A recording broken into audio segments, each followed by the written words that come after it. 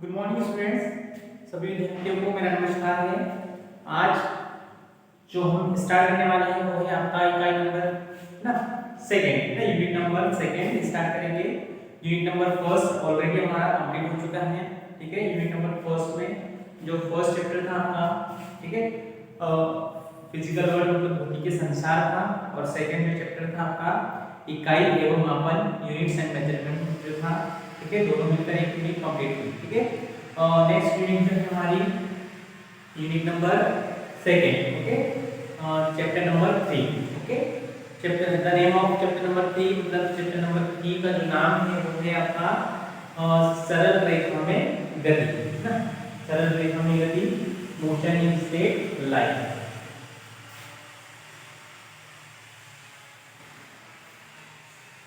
इकाई सेकंड अध्याय 3। Okay,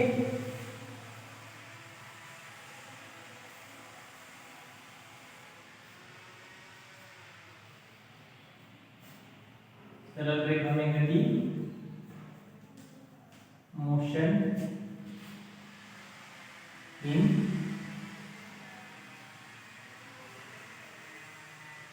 straight line. ठीक है, मोशन इन स्ट्रेट।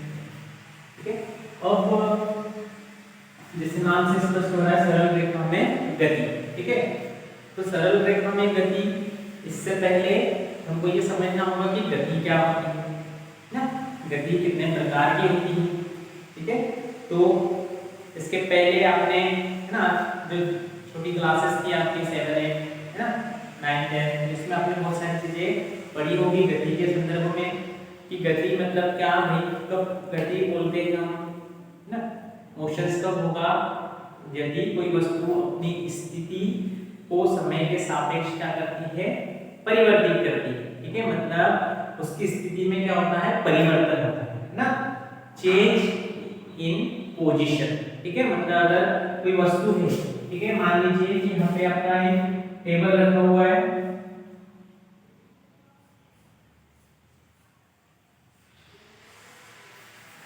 ठीक है, एक टेबल कंसीडर कर लीजिए आपको, और इसको आपको क्या करना है, शिफ्ट करना है। ठीक है, तो शिफ्ट करने के लिए आपको है ना इसकी पोजीशन बदलने के लिए आपको क्या लगेगा ना, बल लगेगा। ठीक है, मतलब कार्य को भी हमने जाना, तो बल इनटू विस्थापन बराबर क्या होगा, वर्ग होगा। ठीक है, और इसकी स्थिति में क्या हो जाएगा, परिवर्तन हो जाएगा। ठीक है, मतलब ये यहाँ से लेकर यहाँ पर शिफ्ट हो जाएगी, मतलब वो स्थिति परिवर्तन। ठीक है, स्थिति में क्या होना है, परिवर्तन। Okay, change in position. ठीक है, गति का मतलब क्या होना है, चेंज इन पोजीशन। ठीक है, स्थिति परिवर्तन क्या होना चाहिए, स्थिति परिवर्तन होना चाहिए। अगर स्थिति परिवर्तित हो रही है तो हम क्या बोलेंगे उसको कि मोशन हो रहा है। ठीक है, अगर स्थिति परिवर्तित नहीं होगी तो हम बोलेंगे कि वह गति नहीं कर रही। ठीक है, अब गति हो रही है कि नहीं हो रही है तो इसको हम कैसे देखेंगे। ठीक है, तो कोई भी वस्तु जो किसी जैसे थिंक के प्रति क्या है, गतिशील अवस्था में हो सकता है, दूसरे के लिए वो क्या हो, विराम अवस्था में। ठीक है, दो स्थितियां होती है, एक तो गतिशील स्थिति और एक विराम वाली स्थिति। ठीक है, विराम वाली स्थिति मतलब क्या ना, किसी वस्तु के सापेक्ष अगर वो गति नहीं कर रही है, या किसी जैसे एक व्यक्ति प्लेटफॉर्म पे बैठा हुआ है। ठीक है, तो प्लेटफॉर्म पे बैठा हुआ है और सामने उसके एक ट्रेन है। ठीक है, तो उस व्यक्ति को ऐसा प्रतीत होगा कि उसके जो सामने ट्रेन है, ट्रैक पर वो कौन सी स्थिति में है, विराम की अवस्था में है ना, मतलब कोई गति नहीं कर रही है। और उसी प्लेटफॉर्म पे अगर एक रेलवे ना पास आउट हो रही है, गुजर रही है, ठीक है, तो उस ट्रेन को क्या बोलेंगे कि भाई गतिशील अवस्था में है। ठीक है, तो ये इस पर डिपेंड करता है। ठीक है, जो आपके अराउंड है ना, जो थिंग होंगे उस पर डिपेंड करता है कि उसको वही क्या होगा, गतिशील अवस्था में दिखाई देगी और विराम अवस्था में भी होगी उसके लिए। जैसे अगर इसी को हम क्लियरली एग्जाम्पल के द्वारा समझे तो अगर एक पर्टिकुलर ना दो ट्रेनें हैं जो सेम है ना समान समय में समान चाल से स्पीड से क्या कर रही है, ट्रेवल्स कर रही है, ठीक है, जा रही है, ठीक है। तो एक ट्रेन में जो बैठा हुआ व्यक्ति है उसको दूसरी वाली ट्रेन में होगी ना, वो क्या होगा, विराम अवस्था में थी, क्योंकि वो भी तो उसके साथ में क्या होगा, चलेगी। बट दोनों ट्रेन को अगर कोई ना प्लेटफॉर्म वाला व्यक्ति देखे तो उसको दोनों ट्रेनें कौन सी अवस्था में दिखाई देगी, गतिशील अवस्था में दिखाई देगी, है ना। तो इसके लिए हमको लगता है फ्रेम ऑफ रेफरेंस, है ना, हम निर्देश तंत्र का उपयोग करते हैं, ठीक है। तो निर्देश तंत्र भी दो प्रकार के होते हैं, जड़त्वीय निर्देश तंत्र और अजड़त्वीय निर्देश तंत्र, ठीक है। तो जड़त्वीय निर्देश तंत्र किसको बोलेंगे और अजड़त्वीय निर्देश तंत्र किसको बोलेंगे। तो जड़त्वीय निर्देश तंत्र ना इनर्शियल फ्रेम ऑफ रेफरेंस जिसको बोलते हैं, वो जो होगा जिसमें न्यूटन के नियमों का पालन होता है ना। न्यूटन के नियमों का क्या पालन होता है, न्यूटन के नियम आपको पता होना चाहिए, ठीक है। आगे के जो चैप्टर है उसमें हम न्यूटन के नियमों को पढ़ेंगे, ठीक है। तीन नियम दिए थे न्यूटन ने, ठीक है। पहला नियम था जड़त्व का नियम, जिसको गति का प्रथम नियम बोलते हैं कि कोई वस्तु विराम अवस्था में है तो वह विराम अवस्था में रहेगी, और कोई वस्तु गतिशील अवस्था में है तो वह गतिशील अवस्था में ही रहेगी जब तक कि उस पर कोई बल कोई फोर्स न लगाए, ठीक है। सेकेंड ना, किसी वस्तु के संवेग में परिवर्तन की दर उस पर लगाए गए बल की कैसे होती है, अनुक्रमानुपाती होती है, ठीक है। गणितीय रूप से F = ma होता है, ठीक है। और तीसरा नियम था प्रत्येक क्रिया के विपरीत क्या होती है, प्रतिक्रिया होती है, ठीक है। अगर ये सारी चीजें है ना किसी फ्रेम ऑफ रेफरेंस के लिए जरूरी है, मतलब उसमें उनका पालन हो रहा है, तो हम उसको बोलते हैं इनर्शियल फ्रेम ऑफ रेफरेंस, मतलब जड़त्वीय तंत्र, ठीक है। और अजड़त्वीय तंत्र किसको बोलेंगे, तो जिसमें इन नियमों का पालन नहीं होता है, न्यूटन के नियमों का पालन नहीं होता है, मतलब क्रिया तो हो रही परंतु विपरीत प्रतिक्रिया अगर नहीं हो रही है तो वो किस में आ गया, अजड़त्वीय निर्देश तंत्र में आ गया है, ठीक है। चलिए बढ़ते आगे।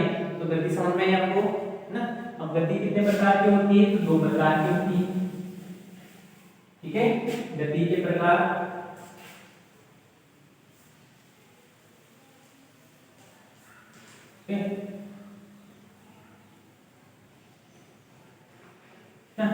विराम अवस्था, सॉरी गति की अवस्था है बोलेंगे अपने, गति की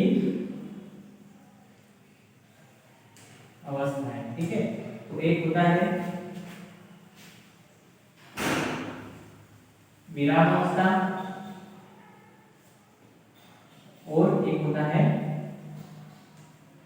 गतिशील अवस्था, ठीक है। अब विराम की अवस्था क्या होती है, गतिशील अवस्था क्या होती है, तो यहाँ पर इस ब्रह्मांड में जितने भी न थिंग्स है, पक्षी है, पशु है, ठीक है, मानव है, ठीक है, कोई निर्जीव वस्तु है, तो सभी है ना कुछ न कुछ क्या करते रहते हैं, गति करते रहते हैं ना। सभी क्या है, गति करते रहते हैं ना, परंतु उनकी अवस्थाओं में परिवर्तन होता है, कोई विराम अवस्था में होता है, कोई गतिशील अवस्था में होता है, ठीक है। जैसे पक्षी है तो पक्षी उड़ते हैं, ठीक है, मतलब क्या है, गति कर रहे हैं, ठीक है।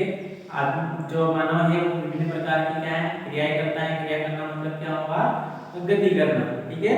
और उसके बाद में अगर कोई पत्थर है ना, तो पत्थर तो आपको दिखेगा कि कौन सी अवस्था में है, विराम की अवस्था में है, परंतु जो हमारी पृथ्वी है तो पृथ्वी भी है ना, ठीक है, पृथ्वी भी क्या हो रही है, सूर्य के चक्कर लगा रही है, सन के क्या आती है, चक्कर लगा रही है, मतलब उसकी भी कुछ न कुछ क्या हो रही है, गति हो रही है। तो गति के सापेक्ष मतलब जो पत्थर है वो भी क्या है, गति कर रहा है, ठीक है। तो इस तरीके से आप इसको समझ सकते हैं, ठीक। अब विराम अवस्था और गतिशील अवस्था, तो विराम अवस्था क्या होती है, तो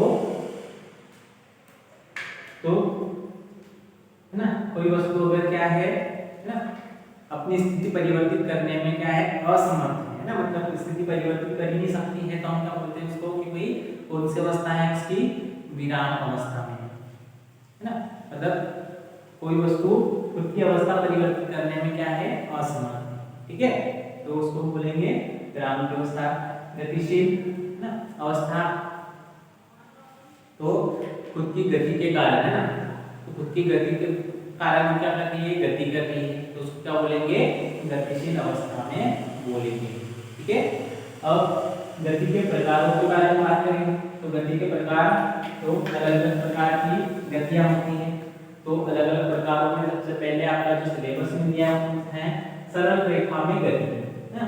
तो सरल रेखा में गति मतलब यदि कोई वस्तु है ना समान समयांतराल में ना गति कर रही है, फिर एक सरल रेखा में गति कर रही है, ठीक है, तो हम उसकी गति को क्या बोलते हैं, सरल रेखा में गति है ना, motion in straight line. For example एक उदाहरण क्या क्या होंगे, ठीक है, क्या क्या होंगे, जो ट्रेन होता है रेलवे ट्रैक, तो उस पर जो रेलगाड़ी ट्रेवल्स करती है, गति करती है, तो उसकी जो गति होगी वो कौन सी होगी, सरल रेखा में गति।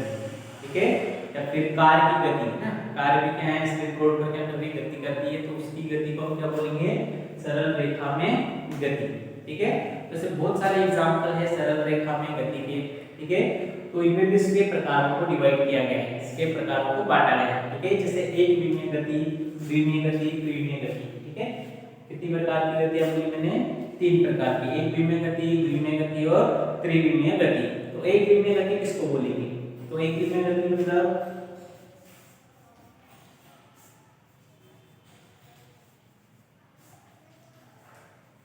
एक विमीय गति। ठीक है, उसके बाद में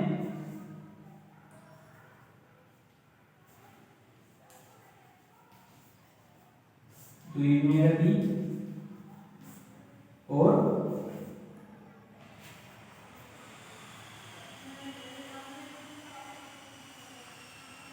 त्रिविमीय गति।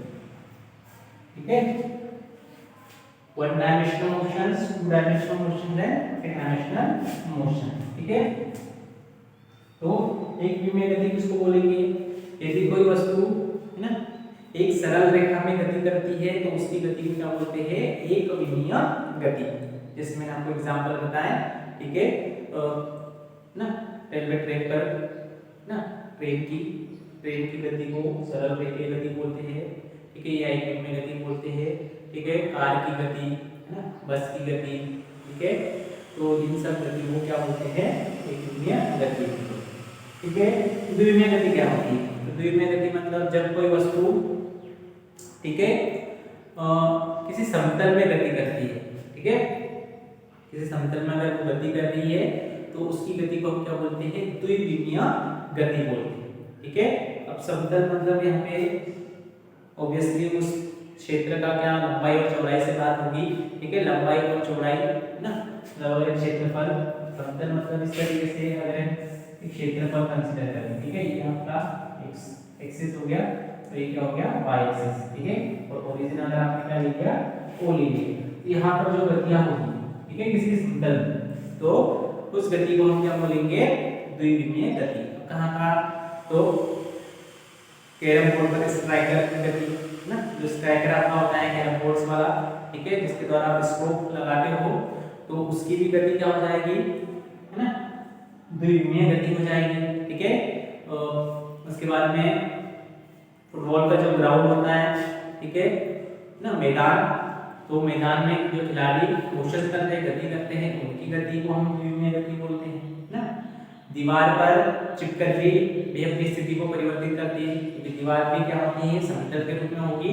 ठीक है, तो उसकी जो गति होगी वो भी क्या होगी, द्विविमीय गति होगी। ठीक है, उसके बाद में त्रिविमीय गति किसको बोलेंगे, तो त्रिविमीय गति क्या होती है, यदि कोई वस्तु है ना स्वतंत्र रूप से, है ना, तीनों डायमेंशन में, मतलब पूरी ना स्वतंत्र रूप से गति करती है। स्वतंत्र रूप से गति करना मतलब ना अंतरिक्ष में गति करना है, स्पेस में गति करना।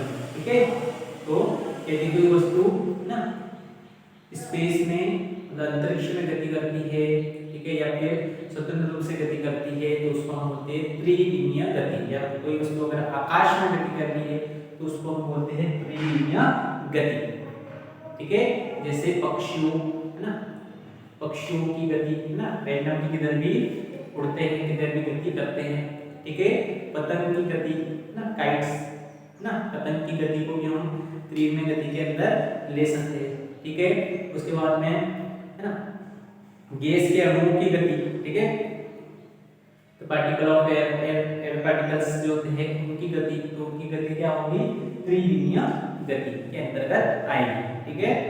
तो इनके एग्जांपल और इन पर क्वेश्चन बनता है कि भाई, है ना, एकविमीय गति, द्विविमीय गति और त्रिविमीय गति को आपको समझाना है ना, आपको उदाहरण देकर इसको बताना है। तो आई होप आपको समझ में आया कि एकविमीय गति क्या होती है, द्विविमीय गति क्या होती है और त्रिविमीय गति क्या होती है, ठीक है। तो अगले वीडियो में इसके अगले टॉपिक्स को हम एक्सप्लेन करेंगे, ठीक है। धन्यवाद।